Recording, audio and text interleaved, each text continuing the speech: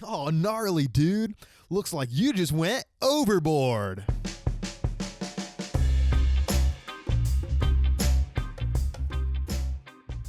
What's up? I'm your host, Jenny. And I'm that lad, Athanasius Scopernicus. And welcome back to another episode of Overboard. First, I wanted to just start off by talking a little bit back about Harry. A little bit. This is going to be another one of those days, guys. I'm sorry. I just can't get anything out right. A little bit. Go back to talking about Harry Styles, which I talked about in... I thought we were talking about Harry. You were going to say Harry Potter. That too. I love Harry Potter. I love me some Harry Potter.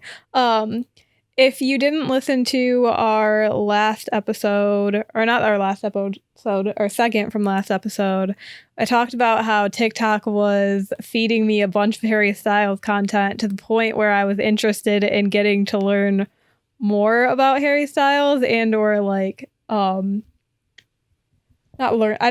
specifically about him, but like about his music and like stuff.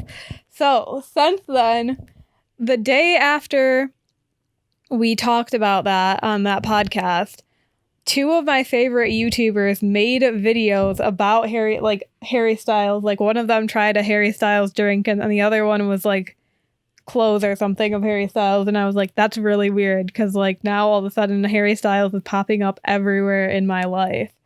And then, so that was just a weird like coincidence that they like the next day happened to post that on their YouTube accounts. And then I did end up listening to his Harry Styles album, which he has a album that's literally called Harry Styles. And I could be completely wrong. I didn't look that far into it, but I think that is his first album, like official album on his own. Yeah, that's the one that came out that has watermelon sugar. No, that's on Fine Line. I think. I don't know. I could be wrong. What?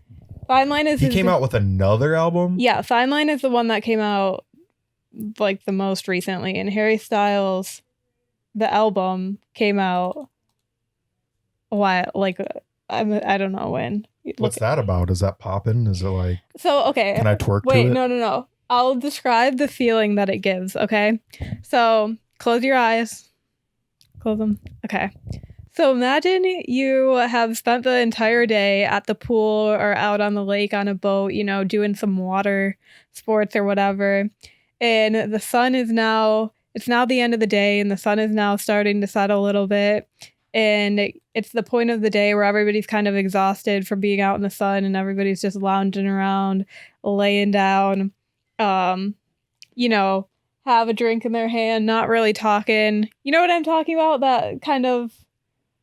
Right after you've had a long day, like in the water, and you're just kind of, it's at the point the sun's going down, sipping mojitos. Yeah, everybody's just kind of chilling, and then you have music playing in the background. Like that's like yacht rock, vibey. No, it's just like, it's just one of those songs when you're like, or albums when you're chilling out, and you're just kind of like in a mellow mood. I feel that's what you would turn on. I liked it, but I like the slower type music. I've looked it up actually, Jenny, and apparently Harry Styles is his first album. Yeah. And that came out in 2017. Yeah, that sounds right. Oh, I thought you said... Fine Line is his newest album that he just came out with. Oh, I thought you said that was his first album. No. I said Harry Styles is his first album. So he has an album named Harry Styles. That's called, like, the title of the album is Harry Styles. Which, I mean... The power that holds, like just being able to name your album, your own name. After you. Like Madonna has an album that's literally just named Madonna. She's I once heard, I know this is super random and off topic, but I once heard that Madonna actually like, if you aren't super wealthy and like a star, she won't speak to you and won't make eye contact with you. And does not want to communicate with you. Like, I don't know like how true it is, but I've heard like she's just like an awful person to be around. And she's like, apparently she went to Madonna University in Michigan and that's why her name is Madonna. No way. Yeah, dead ass. Like apparently she went to Madonna University, which is in Michigan, like somewhere like around Dearborn, Detroit area. Yeah. I don't know exactly where it is, but yeah, and she's just like awful.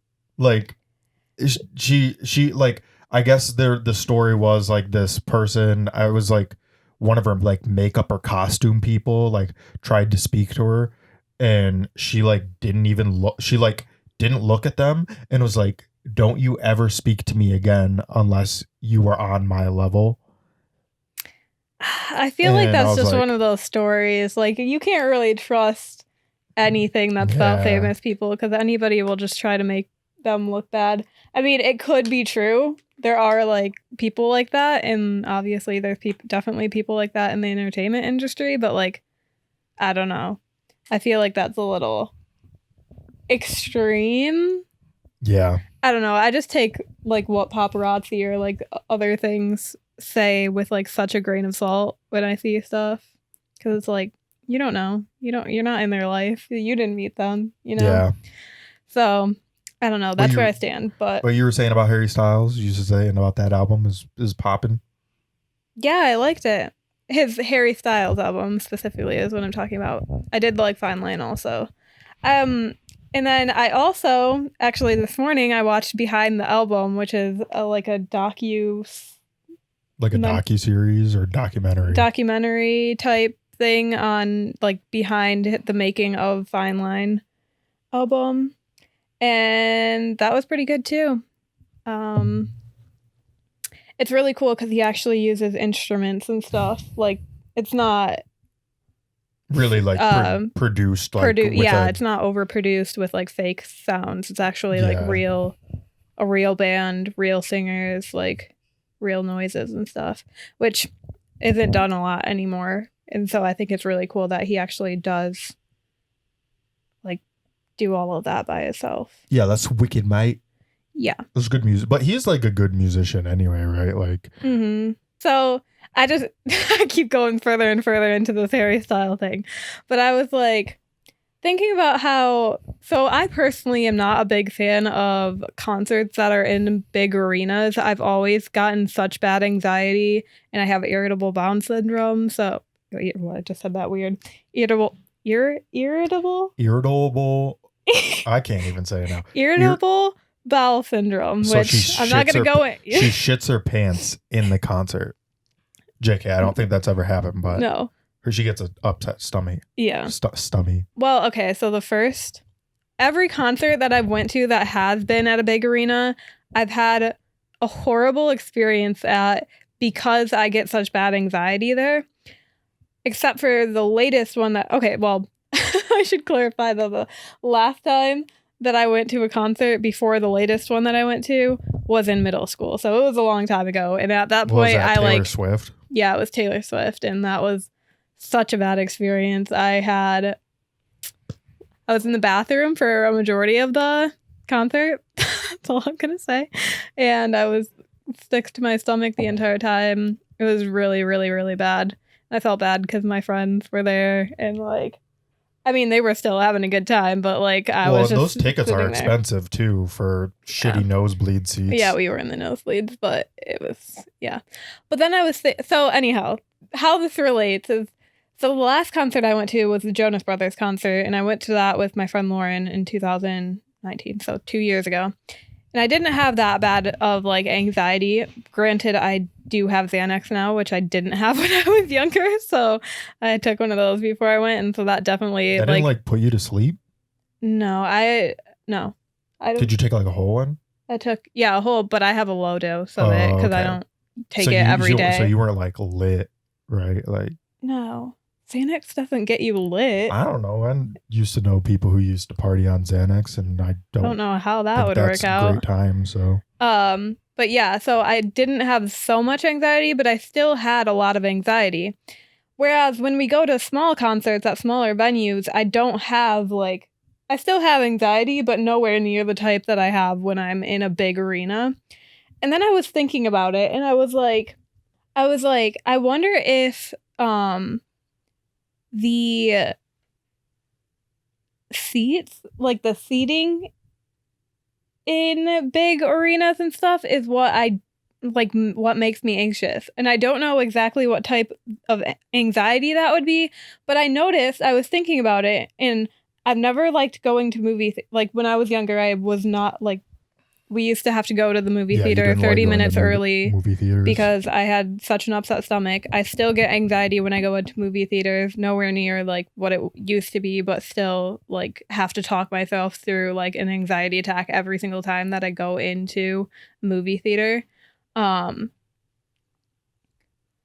then in like every time that I'm in a situation where I'm in like movie theater type seats, like even auditorium, like when we went to the auditorium, I can't pronounce words today. Auditorium in high school. You've been learning too much French. Yeah. When we went to the auditorium in high school, I would get really bad anxiety. When I'm at the movie theaters, I get really bad anxiety. When I'm at sporting events, I get really bad anxiety. If I'm in seats. Like if you're sitting? Do you think it's a sitting thing? I don't even think even if I'm standing in the seats, I still get anxiety. And the reason I thought about this was because I was like, when we went to Christmas, we had obviously the pit wristbands or whatever to get in the pit. And then on the outskirts of the pit, there's obviously seating like a normal venue. And when we first got there, we were sitting in the seats and I had really bad anxiety. But as soon as we went into the pit, I was fine. So I was like, I wonder what the seats have to do with my anxiety, or like why I feel more anxious when I'm in rows. I don't know if that's like a form of claustrophobia or something, because I don't like the seats being like close together or not feeling like I can't get out or something. Yeah, no, I feel that too, because like that's one of the reasons I hate going to concert venues that have seats in them, because I just feel like I don't have room to move. Which doesn't make any sense, because I'll literally be on the rail, like crammed like a sardine in a pit somewhere, as long as it's like general admission. But the seats always like just make me really uncomfortable. And I have to say, like, I usually don't enjoy my time in seated areas as much as anywhere else. Like, even like I mean, except there was one exception, was like the base Nectar New Year's Eve 360, where we were in the seats, but like you want to be in the seats for that just because of the way the stage is. And then like there was a couple other events, like even at, like you said, at like Grismas.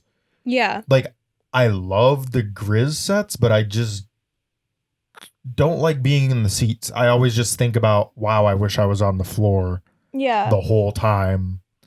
And it's not even like, in the seats are nice because you can like actually put your, like, if you have a jacket or coat or a bag, you can put it down. But it's just like, I don't like being there. And it's like, I think that's like once you're in the seat, the only way you can move is sideways. Yeah, and then especially in like those bigger venues, the seats are so fucking small and so close together. Yeah. Like at the Jonas Brother concert, like the seats were like this big. We were standing like sardines. You could barely like do anything. Like they cram you in there. Yeah. And so I don't know. So then I was like, I wonder how much Harry Styles pit tickets are, because I was like, maybe I need to test the theory. Obviously, I'm not going to anytime soon, but once I'm able to get on my feet and stuff, test the theory of like going to a big venue but being in the pit instead of in a chair, and see if my anxiety is still as bad in those venues, to like do a little experimenting on that. So I looked up tickets to his concerts, and it was 40. Okay, before I say this is not the actual price of the tickets. I ended up figuring out that they were like being resold for that price. But somebody brought a fucking ticket for almost $4,500. That's how much the resale for it. And it was sold the next day when I looked at it. What? Was it even like a good... It was a pit ticket. Oh, it was a pit ticket, yeah. But $4,500. Like, could you imagine just dropping $4,500 on a Harry single Styles ticket to go see somebody sing for 2 hours? I mean, not that he doesn't deserve it. He is a good musician, and like it definitely would be an experience.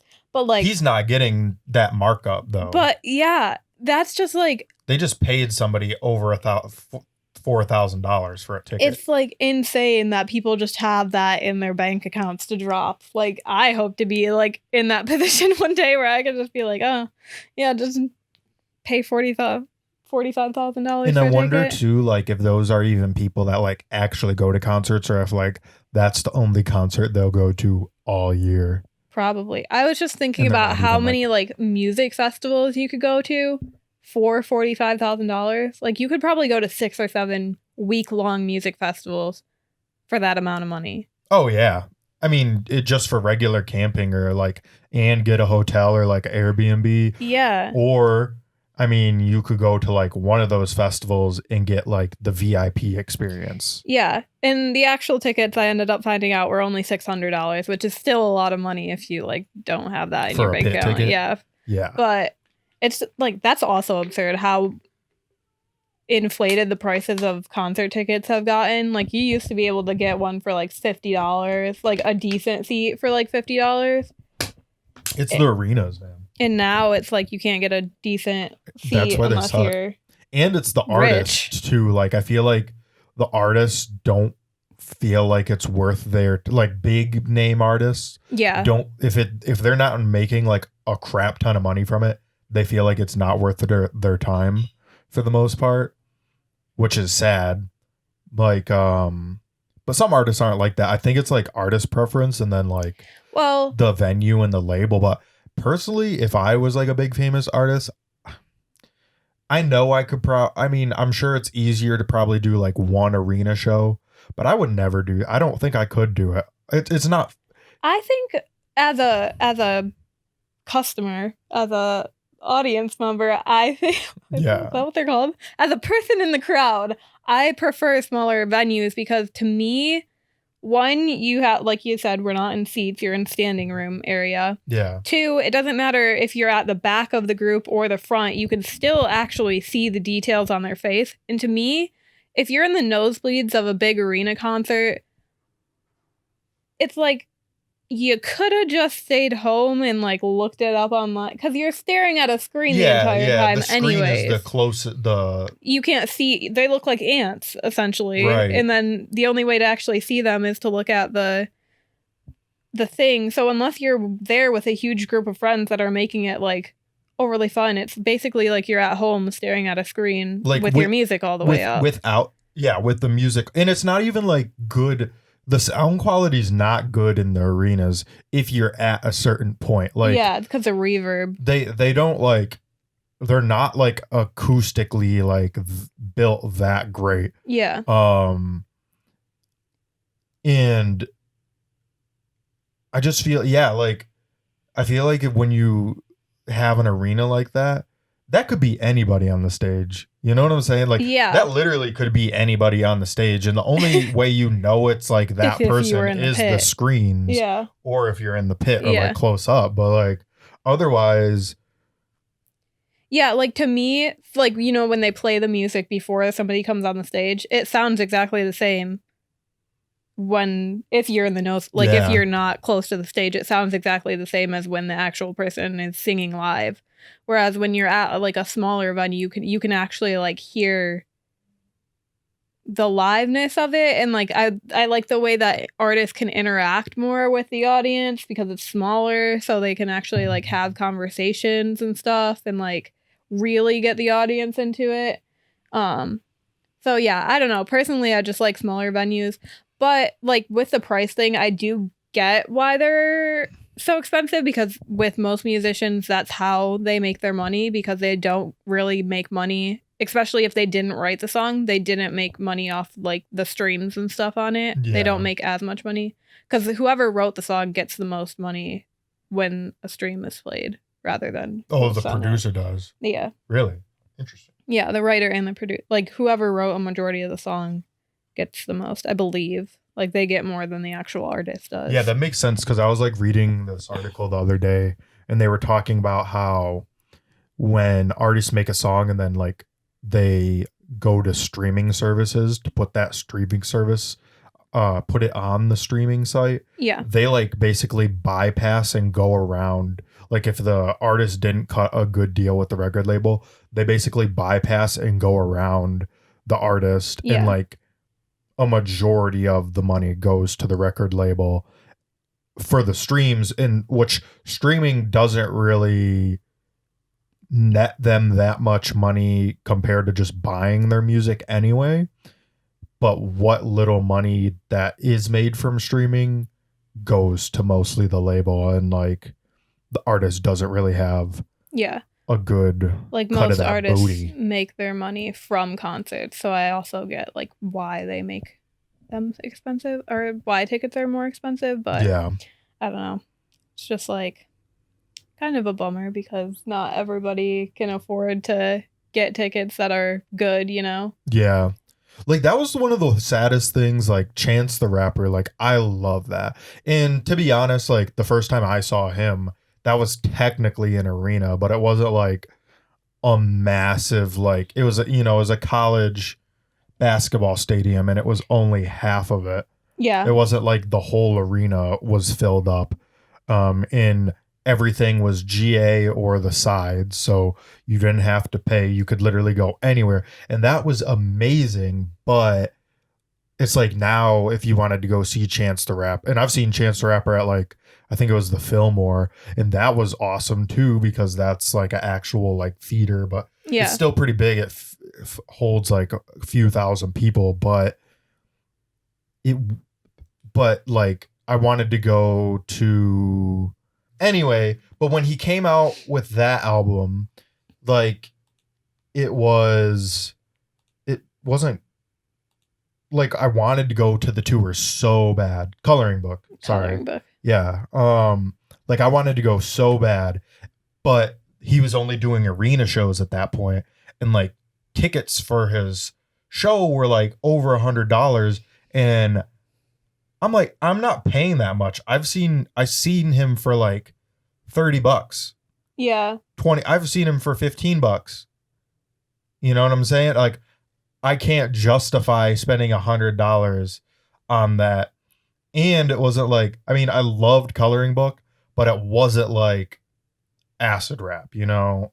Yeah. It wasn't like, I wasn't like, whoa, I need to go see this, blah, blah, blah, blah, blah. Yeah, no, I get that. Yeah. It's just like the fact that it was in an arena ruined it. And like now it's sad because like I probably won't ever get to see him again unless it's in an arena. And it doesn't even seem like he's like doing real, like he's still kind of doing music, but he's really like not touring at all as heavy because he's a dad now and he's just trying to take his time and be a dad. Yeah. He's a rarity when it comes to. I'm sad now. Oh, I was also thinking about, because I was going into concerts and stuff. My first ever concert, and you're gonna have to help me on this because I don't remember. I want to say it was Aretha Franklin. Yeah, it was Aretha Franklin. Yeah, that was the first concert that I ever went to. That was technically my first concert too. That's so funny. Our mom took us to an Aretha Franklin concert when we were like, I don't know, I probably had to be like 6 maybe because we were still living in the apartment. So like, well, we were 5 or 6. I think that young or something, maybe a little bit younger because we were living in the first apartment still. No, we weren't because we went with Jennifer and Hunter and they lived below us. Oh, for some reason I was thinking weird. So I had to be at least 6. Okay. But yeah, I was just like thinking that's like so funny that was like the first ever concert was Aretha Yeah, it was Franklin. at DTE lawn seats. It wasn't even like we're just bopping around to music we've only ever heard one time, you know? Yeah, it was really funny. But okay, so moving on from the whole concert Harry Styles portion of today's podcast. I like the mic.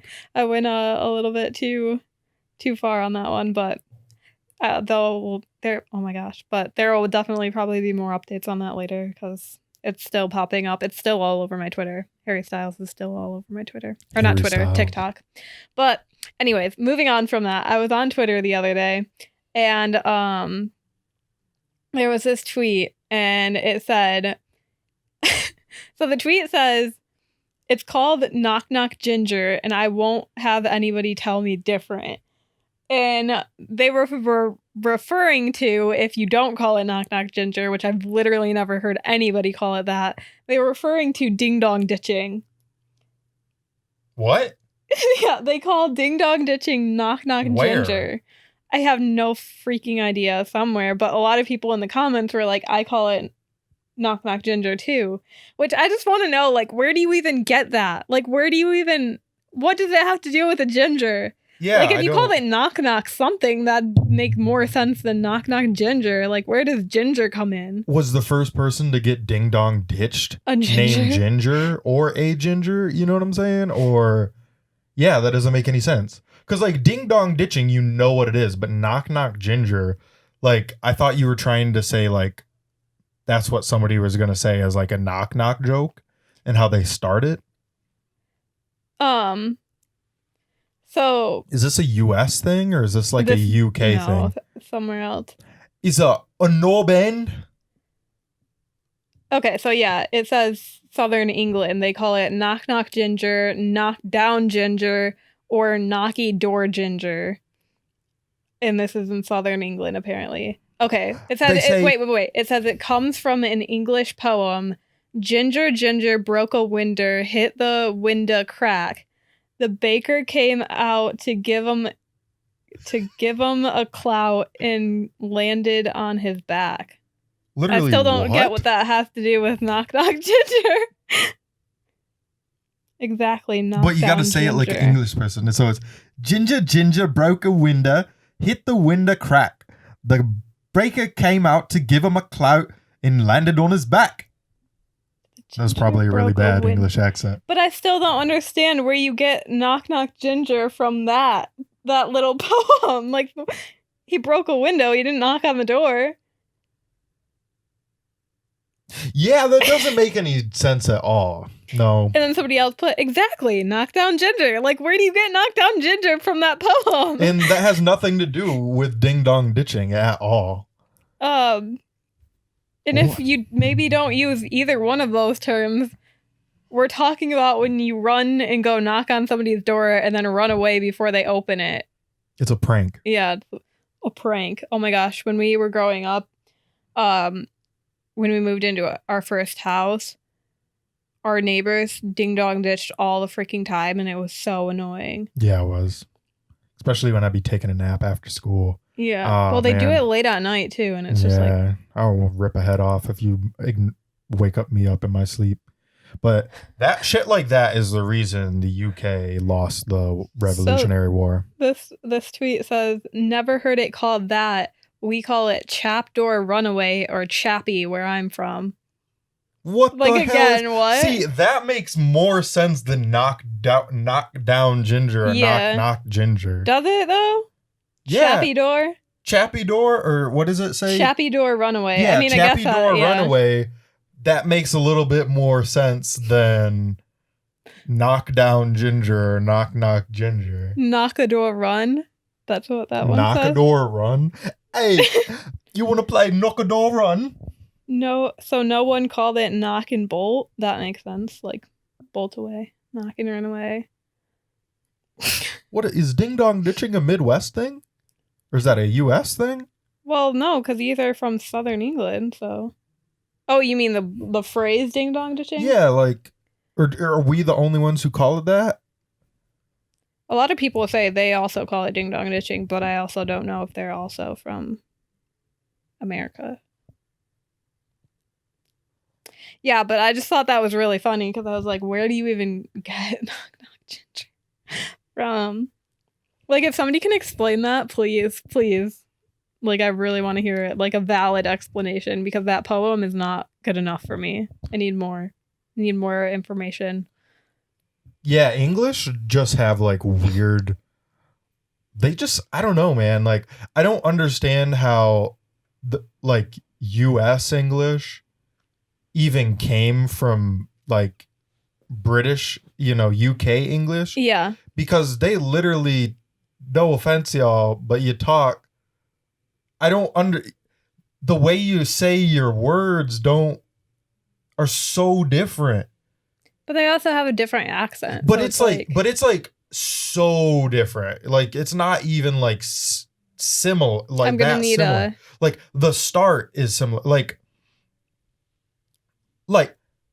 literally. It still sounds like literally. No, it doesn't. It does. It literally. They say lay at the end. So that still doesn't sound that off from the Y American sound thing. makes an E sound in English. That's how they teach it. Like a. But they don't teach it like that there. So do they teach a yay? It's a Literally. yeah, a literally in yay. You know Yay. what? Yeah, that's how they say it, is yay. Is that what a Y sound in English is, or in UK English? And then so Jenni has been watching the show nonstop called Love Island. Season 3 right now. Season 3, and it's basically just a show where super hot people who are the guys are mostly personal trainers, and the girls are probably like yoga instructors and personal trainers, and then like social media personalities and stuff. And so like they're all super hot, like literally, like the guys are like built like Greek gods. Like the girls, they're pretty attractive, like the pinnacle of health. They they ate their greens as a kid. They have the proper skincare, have always had the money to like upkeep their health, right? And it's all like people from the UK. And it's been driving me crazy because like they'll talk so fast and then you can't even understand what they say. You can't. I can. I don't know. Well, maybe just because you watch the show longer than me, but Yeah. like they literally don't make any sense. When they talk really fast. Well, I feel like it's specifically the people that are from Dublin and have more of like the Irish Like UK Irish? accent. But like Irish is understandable because like Ireland and like they had their own thing going. Yeah, but that's the people that you have the hardest time understanding when they talk, because they talk fast and they don't over pronunciate like the words. And that Cockney accent's really hard to understand. Yeah, Cockney. Too. Cockney. But yeah. But what was it? What was the one word they said? They said they like these two guys. This one, like they do this thing where they call it a recoupling, right? And so the guys or the girls, they have to. One side gets to choose a new person or the same person who they want to couple up with. And so this new guy on the show chose to couple up with this girl who had like this did they have a relationship, like a full-fledged relationship at that point? Anyway, he chose this girl that was with this other guy technically, and so like stole that away. And the original guy who had the girl got super heated and called him a knob end. And I was like, I didn't know where you were going with that. But it sound the way he sound. He's like, you're a knob end, mate. And I was like, bell end. Oh, a bell end, not a You're knob bell end. He's like, yo, bell end, and like they both got super pissed off and started calling each other bell ends. And I'm like, what is that? Like, how is that even like? That doesn't even sound harsh. Yeah, like that doesn't sound harsh. And I looked it up, and it just means like you're the head of a penis, which is so funny. It's used to mean like you're being a jerk. Yeah. But I was like, and he's talking about, for reference, he's talking about if you watched Love Island UK when Johnny got mad because Theo picked Tyler. When Theo picked Tyler, that's what he's talking to. And Johnny called Theo a bell end, and then Theo like raw. And yeah. Yeah, and I was just like, how is that even an insult? Because, like, you know what I'm saying? Like, It didn't sound like here an insult. in the U.S., when we insult somebody, we just go for the straight up swear word, I feel like, for the most part. But I wonder if that is like, I Or, mean, like- from everybody's reaction, I feel like that is the equivalent of a swear word Yeah. there. Like, maybe do they use that instead of dick? Like, Yeah, have you that's what heard I was them gonna call say, like- somebody like a dickhead? A prick. They call them pricks. Yeah, we call people pricks, though, too. Yeah. But, I don't know if I've heard them say like, dick. they say, you're bellend instead of a dickhead. And What a dick. then they probably say, like, I don't even know. I just love when they dude. all say like, "In it," like, and Isn't it? like, it's so funny. It's my favorite song, isn't it? They say like "in it" for Well, no reason. they'll be like, too. That's a little shitty, isn't it? In Isn't it? it? Yeah. I love that. Like, I wish we said some of their phrases though. Like, I love "in it." I love muggy, like saying muggy. Muggy snogging. What's another one? There's another one. What is grafting? Grafting. What? I still don't understand what that word means. Like, put in it, like, you have to making like, you're, if you really like a girl and you're like going for her, I'm grafting her. you're grafting. Or like, if you piss off a girl and you're trying to make it up to them, you're grafting. Like, you're trying to make up for something, I guess. Uh-huh. Like, you're grafting. Grafting. I'm looking it up British. right now. Working hard. Like, working hard to get like on a good side is grafting when they say it in the show, Interesting. because they only Oh, say what it. does grafting mean? Love Island. It's used to describe the action of working hard to get a boy or a girl to like you in a romantic way. What did I just say? I don't think we even have a term for that. Like the wooing, but we don't even like use that. Like, Wooing, pursuing. no, being creepy. Yeah, fucking creepy. Yeah, being creepy. I don't feel like we do that. Grafting. I don't know. Grafting. Like, he's.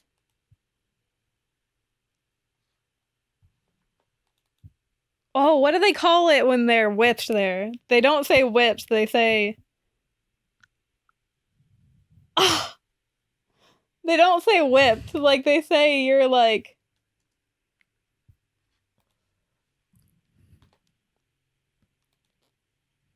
They have an equivalent to whipped on Love Island that they always say. Like, you're. They say your head's gone, as in terms of whipped, but there's something you lost else. your head. Like, you've lost your head. But they also say that in terms of, like, when they get in fights, they're like, oh, I totally lost my head. Where's your head at? Have a chat. No, Crack no, on. no. Oh, I like crack on. Like, they're cracking on. Like, they're having a good time. They're being Yeah, what flirty. is that? It was a crack on, mate. They crack on, mate. Are they to fancy? To fancy is straightforward though. Buzzing. What does that mean? Like, man, I'm buzzing. It's the same thing as in the US. Usually regarding prospects of a potential mate. Oh, they're to be excited about something. Done bits. We done some bits. Done bits. Head's been turned. Is that what you're talking about? No, that's when literally their Oh. head's been turned towards somebody else. Muggy, I love Muggy. He's a dead ting. I love that one too. He's a dead ting. Maybe it is just, I don't know. They say something. I don't know. We're not going to figure it out today. But yeah, that's the current thing I've been doing is binge watching Love Island season 3. It's cringy. I've gone backwards, or I've kind of actually skipped around because a long time ago I watched the first season of Love Island UK.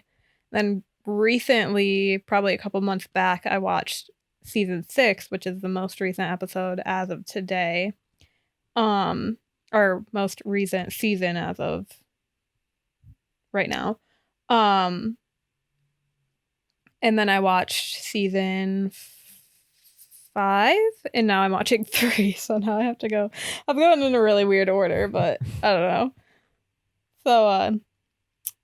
So far, if any of you guys are Love Island fans and have watched all of that, or Love Island UK specifically fans, my favorite season has been season 6. I just liked the way that they all gelled together and the love they had. And then I'd probably go season 3, which I'm watching right now, and then season 1, and then season 5. I didn't like season 5 that much. What word is that? Which? What's it in reference to? To have a cuddle? It's a Welsh word. Which? There's a slang word that they use that's, I don't know how to pronounce it, but it's literally spelled CWTSH. Which? There's no vowels in that, is there? Which? No. No. That's Naked quitched anyone? have a naked cuddle. Pranging out on paper. Fuck boy. Yeah, that originates from the USA. Yeah, but this episode's been all over the place, and I think this is the time to end it. I hope you guys enjoyed the little sesh on Harry Styles and Love Island and our favorite UK words. What do you guys think about concert venues? Do you like a nice large arena? Do you not really care, or do you prefer like a nice, more intimate, smaller venue? Yeah, I want to know too. With better sound quality. And what's your favorite British slang word or British word? Was that one from? Because I think I might start using them now. Like, that was awfully muggy of you. Got me chived. Got me chived. All right. But as always, you can follow us on Instagram at Overboard X Podcast. That's Overboard, the letter X Podcast. You can also text us and leave questions in our text or voicemail. You can subscribe to us on YouTube. Definitely do that. Definitely give us a rate if you enjoy our podcast over on Apple. And yeah, just thanks for watching and supporting, and we will see you on next episode. Bye! We'll get to steadier waters eventually.